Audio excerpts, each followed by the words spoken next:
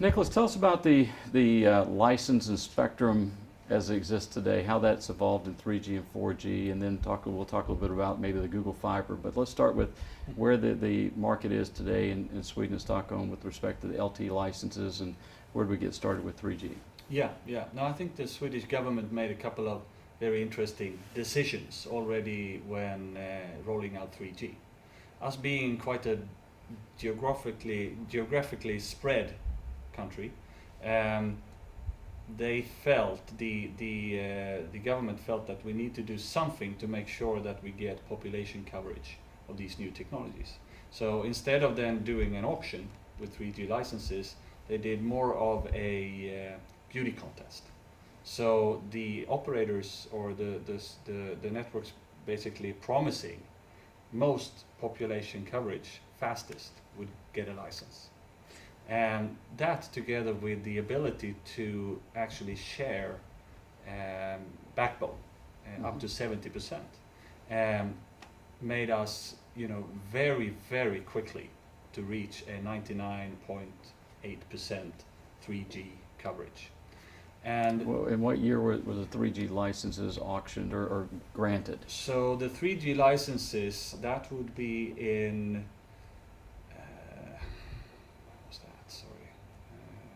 2000 and wow, time flies. 2003, 2001-ish?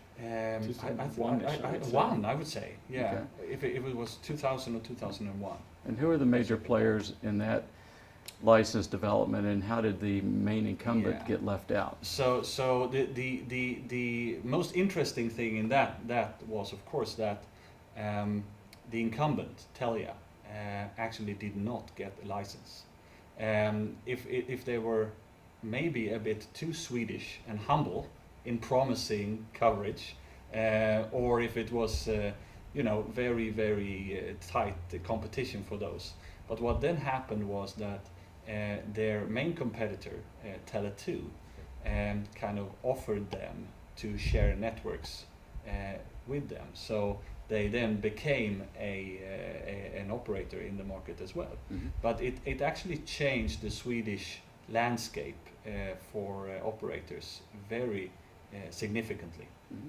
And also bringing up, we in the end got 4 operators in the 3G spectrum. So 3 came in, Hutchison, together with what was then Europolitan, that then has become Telenor, the Norwegian incumbent, and then Telia Sonera, which is the combined operator of incumbents of Sweden and Finland, and then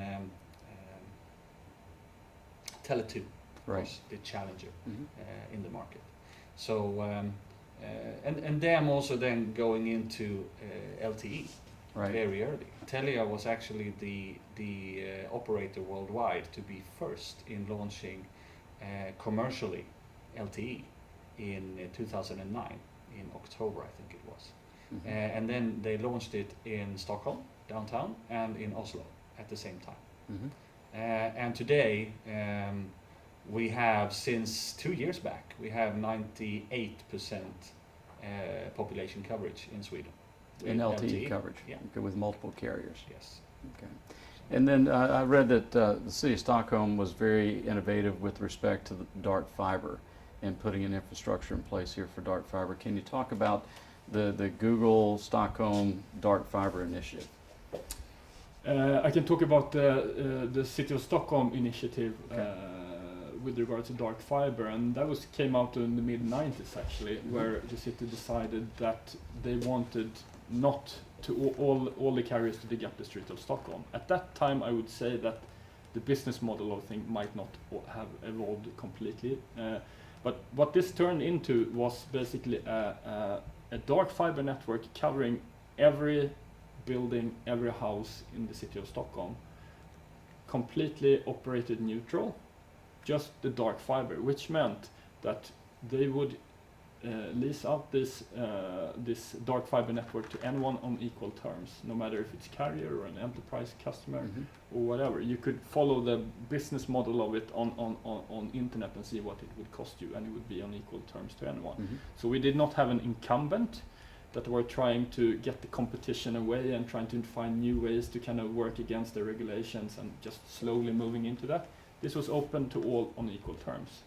And the beauty of this, that I think many other geographies of the world have tried to copy at a later stage, was that, of course, increased competition, lower prices, higher bandwidth out to the households. Mm-hmm. So, you know, many households in Stockholm have 1 gigabit to their home, which is quite amazing. And you know, people had like 100 megabits for a very low or nominal cost almost 10 years back.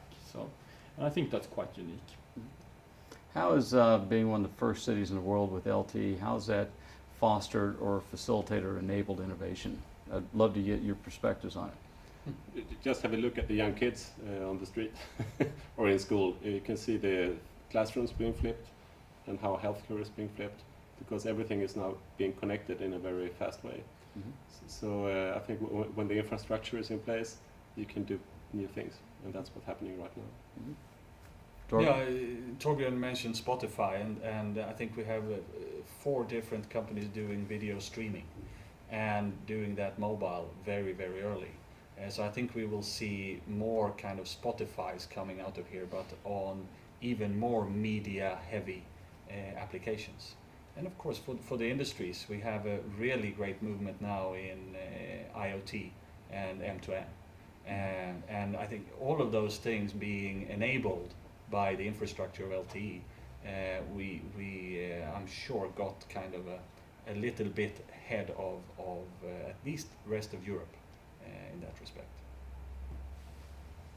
Perfect. I think